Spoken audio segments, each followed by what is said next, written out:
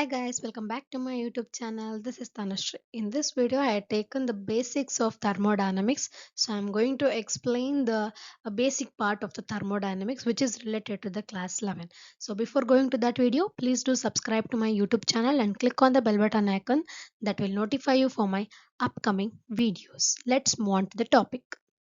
So firstly, we have to know about what the thermodynamics and how it will be defined. Okay, so what is thermodynamics?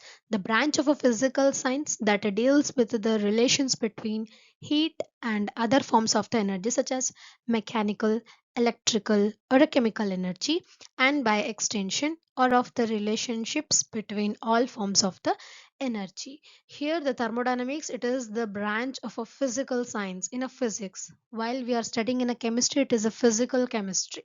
Okay, in the physics, it is physical science that deals with what the relationship between the heat and the energies, which involves like mechanical, electrical, chemical changes. Okay, what the heat will apply and what the energy will obtain. Okay, and for relationships between the net energies. Okay, this is what the definition. So it also deals with the transfer of energy from one form to the another form. Here consider heat, it is in the one form. Okay, heat, it is in the form of an energy. Okay, it can be gives rise to the another form of that energy or a mechanical, electrical or chemical. This is what the common definition for this thermodynamics. Different branches of thermodynamics. So it is the basic part, that is we have to know the branches of thermodynamics first after seeing the definition. Classical, statistical, chemical and equilibrium, these are the four branches of the thermodynamics. Okay, first classical thermodynamics, it can be explained as the behavior of a matter is analyzed with the macroscopic approach. Units such as temperature and pressure are taken into consideration, which helps the individuals to calculate other properties and predict the characteristics of the matter undergoing the process. Okay, in a classical thermodynamics, what happens? We have to analyze the behavior of the matter. What we have to consider? We have to consider the macroscopic units such as temperature and pressure. Here macroscopic means big. Okay, big. If in opposite we can say that micro means it is very small, right? So it can be defined like that. Okay, so macroscopic units are taken consider, and then we predict the properties of that matter and the characteristics of the matter in that process in the classical thermodynamics. Okay, in statistical thermodynamics, what happens? Every molecule is under the spotlight. That is the property of every molecule and how they interact with that reaction or that are that taken into the consideration to characterize the behavior of the group of the molecule. So here what happens? Characterizing the analyzing behavior of the matter. Here what happening? Here we are analyzing the behavior of the molecules which are present in the matter, right? This is what the branch involves. Okay, every molecule in the under spotlight means the property having the molecule, how they interact with that system or a surrounding.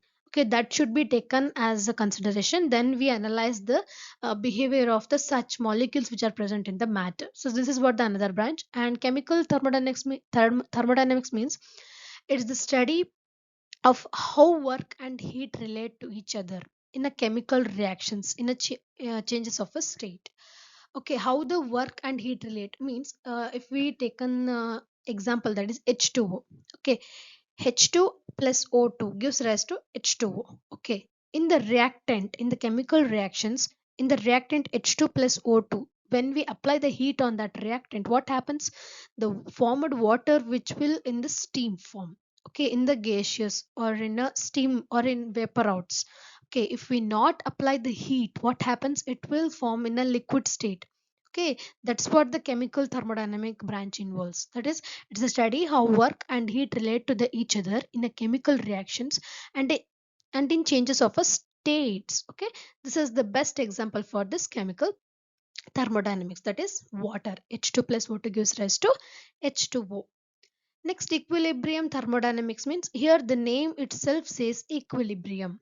Equilibrium means equal in their heat and energy with the matter of a system and a surrounding. Okay, So it's a study of a transformation of energy and matter as they approach the state of equilibrium. Okay, the energy of that matter and heat. So these are getting in a equilibrium. Okay, there is no ups and downs. Okay, there is an equal balance. So this is what this branch involves. Here, classical branch, what happens in that? We are analyzing the behavior of the matter.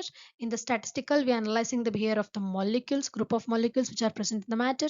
And the chemical thermodynamics, we are taking the note of the how heat works and how the reactions takes place in different states. Okay, in the equilibrium, we are knowing the equal balance of that chemical reaction. Next, we have to know some of the thermodynamical properties such as thermodynamical system, thermodynamical surroundings, thermodynamical what we can say processes and equilibrium. These are all comes under these properties. Okay, let's move on through one by one. Okay, thermodynamical system is a specific portion of a matter which with a definite boundary or which our attention is focused. The system boundary may be real or imaginary. It depends on ours and fixed or deformable. Okay, here the thermodynamic system means we are considering a matter in the atmosphere. Here surrounding means atmosphere, right? System means the whatever present in the atmosphere or nature. Okay, this is what the matter. Okay, the specific portion of matter in the surrounding which is present in the definite boundary which has focused. Okay, and the system boundary may be real or imaginary. Okay, we have to taken any matter in the surrounding that will be we can imagine or we can be prove in a practical wise. So practical means real, imaginary means in our imagination we're going to thought. Okay, in the thermodynamic we are doing most of imaginary thoughts. Okay, there are three types of the system: isolated, closed and open system. Here isolated system, which the word itself says, let's see what it says. An isolated system cannot exchange energy and mass with its surrounding. The universe is considered as an isolated system. So the name itself says, as I told, that it cannot exchange energy and a mass with the surroundings. Okay, isolated system which can also balance that. Okay, next, closed system. Across the boundary of the closed system, the system which is closed, and the transfer of the energy takes place but not transfer of mass doesn't takes place. Okay, what happens in the isolated system? There is no exchange.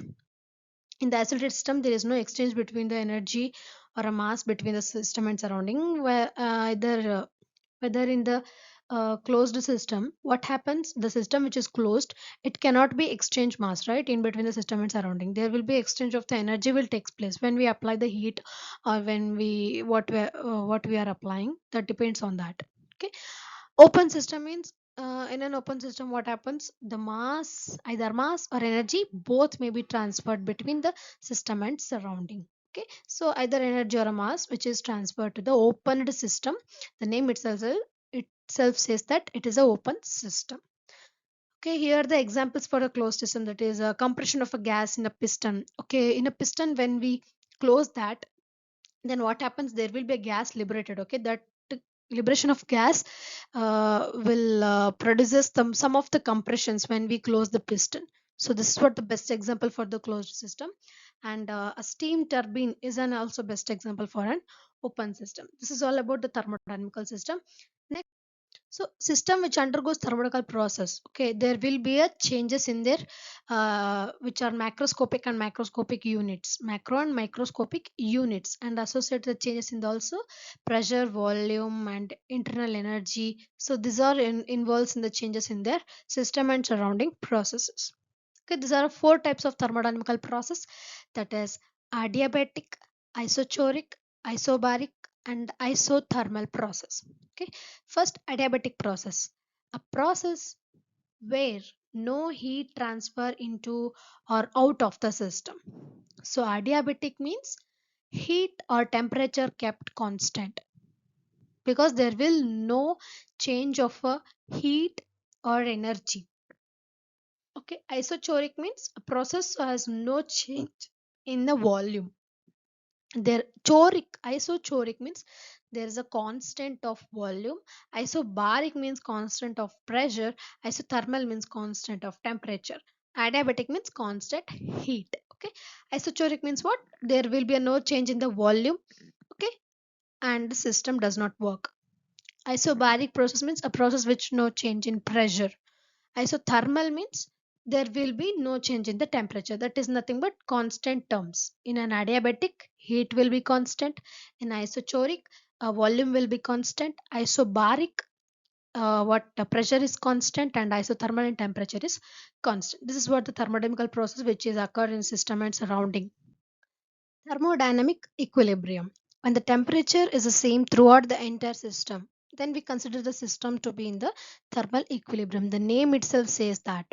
Equilibrium means same, thermal means temperature. So the temperature of the system remains same in entire process. Okay, then what we can say the system which is in the thermal equilibrium. As it is when there is no change in the pressure at any point of the system, we consider that system to be in the mechanical equilibrium. Mechanical equilibrium means there is no change in the pressure of that system in entire process of the thermodynamics. Then the system is said to be a mechanical equilibrium. When the chemical composition of the system does not vary with the time, we consider the system to be in the chemical equilibrium. Okay, there will be a chemical composition of the matter which is present in the system that is going to be a constant in a throughout process of the thermodynamics. Then we can say that the system which is in the chemical equilibrium. So these are the three types of the thermodynamical equilibrium. Then we going to define the system of their equilibriums. Next, phase equilibrium. In the two phase system is when the mass of the each phases reaches an equilibrium level. Okay, we know that thermodynamics process which involves system and surrounding. Okay, the two phases, the two phases of that system which is going to be have their one mass and one volume, one pressure of each phases which is reaches on the equilibrium level, then it is called as the which is in the phase equilibrium. A thermodynamic system, it is said to be thermodynamic equal if it is a thermal equilibrium, if it is a mechanical equilibrium, or if it is a chemical equilibrium, and it is a phase equilibrium, then only we can call that a system which is in the thermodynamic equilibrium with the vary with their time. So this is what the topic involves.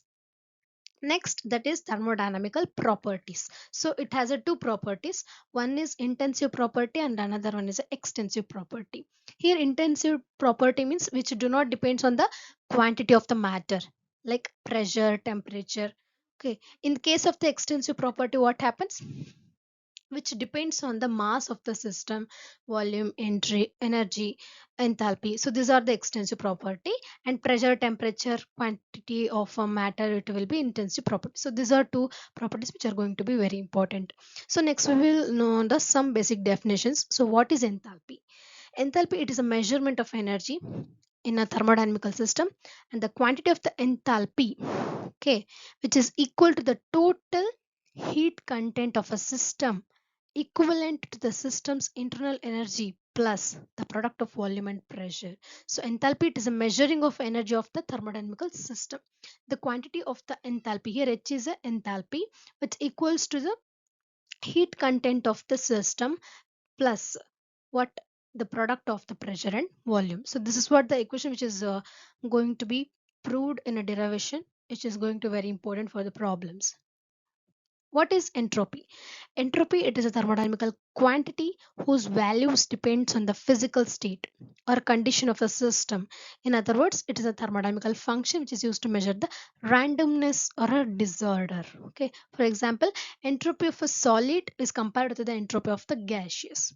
Okay, there will be difference in that, and there will be a free momentum in a gaseous. There will be a free momentum and filling in the container, whereas entropy of a solid, there will be a no free for a molecules to move, so it is very less than the entropy as compared to the entropy of the gas. So this is what the best example for the entropy.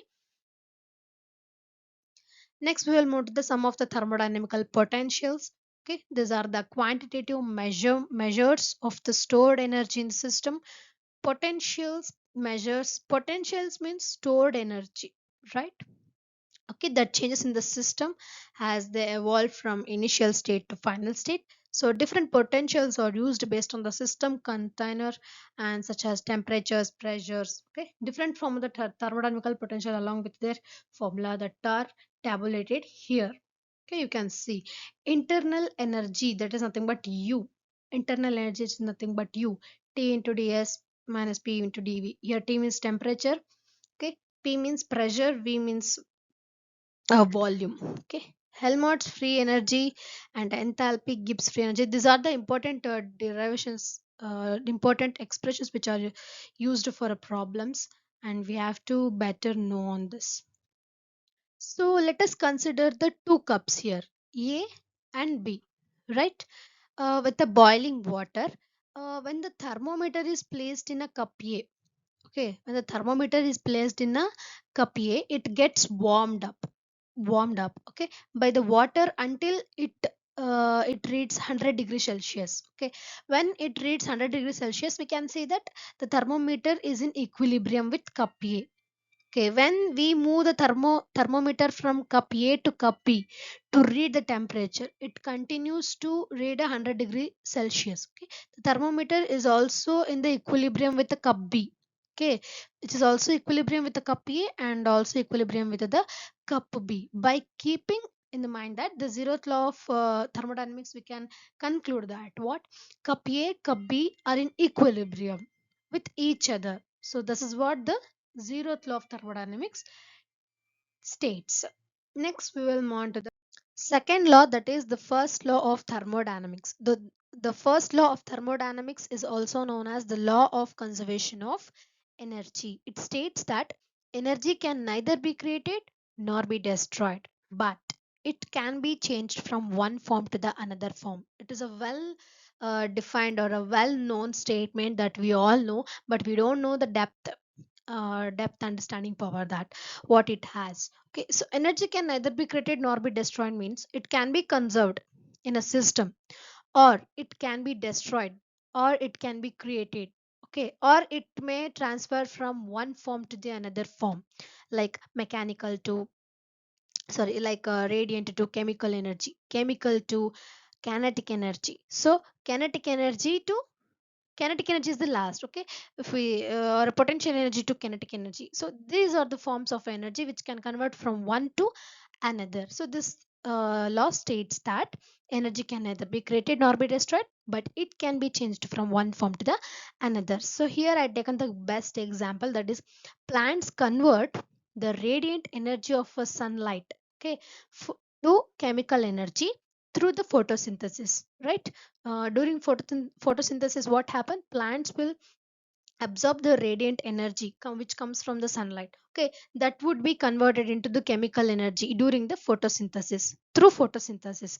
Okay, then we eat the plants, right? We eat the plants. Okay, the plants having a chemical energy, and that chemical energy which is converted into the kinetic energy in our body.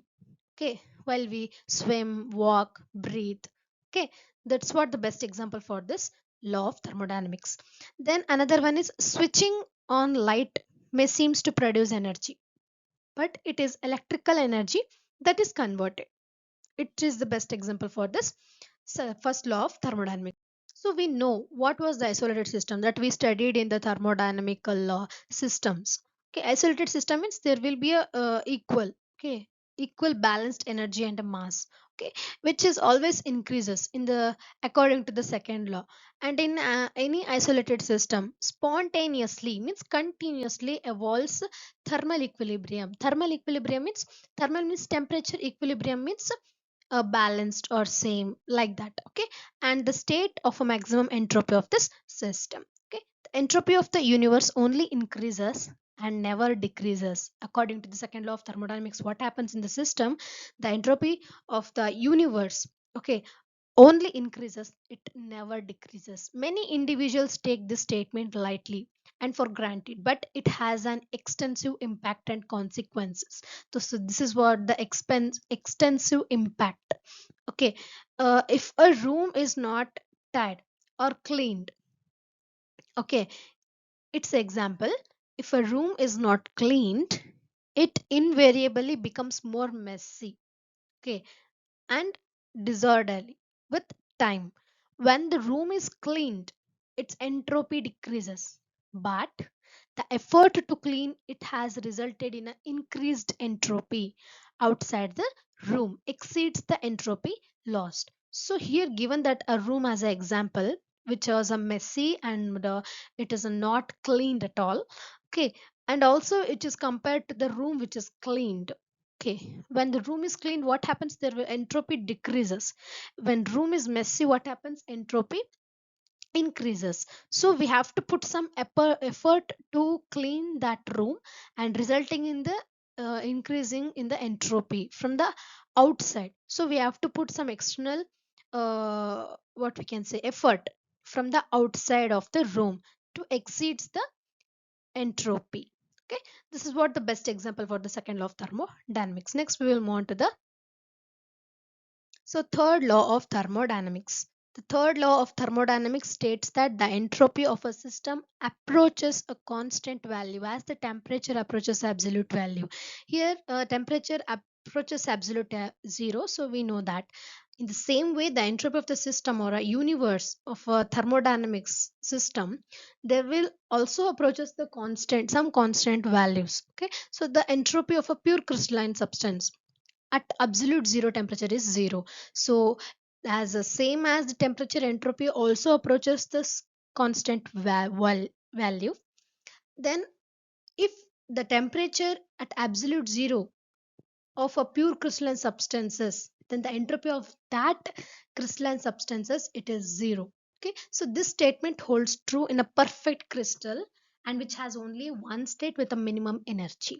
So this condition is very applied for the entropy of a pure crystalline substance is zero at the absolute zero temperature is zero. Okay, okay. Let us consider the steam as an example. Okay, to understand the third law of thermodynamics step by step, I have made too many points that will help you to understand this law of thermodynamics. Okay, the molecules within it move freely and have a high entropy in a steam. Okay, if one decreases, if one of the molecule decreases the temperature below 100 degrees celsius, then steam gets converted into what? Water, where the movement of molecule is restricted, decreases in the entropy of the water. If the if it decreases the temperature below 100 degrees celsius of that steam, okay, what happens? That steam which get converted into the water, and the momentum of that molecules which will be restricted. Okay, restricted, and decreases in their entropy of the water. Here the temperature is directly proportional to the entropy of the water of that steam. Okay, when the water is further cooled below 0 degrees celsius, what happens? It gets converted into the solid acid, right? In this state, the movement of molecule is further restricted, and the entropy of the system reduces more. Again it reduces. Okay, as the temperature of this ice further reduces, what happens? Less than 0, below 0. Okay, what happens? The momentum of molecule in them, it is also restricted again, and the entropy of a substance goes on decreasing. Okay, when the ice is cooled to absolute zero, ideally what happens? The entropy should be zero. Okay, the ice which is cooled at an absolute zero, then the entropy of that ice is zero. But reality, it is impossible to cool any substance to zero. Okay, here considering that it will be cooled at absolute zero, but it is very difficult to, or it is impossible to cool to at zero. Okay, so this is what the best example for the third law of thermodynamics. And I had given the summary and overview of this four laws, which is going to be very important with the basic definitions, entropy and enthalpy. You can go through this. So thank you for watching this video. I hope this will helpful for you. It is a very basic, so please do like, share and comment on this video. Thank you.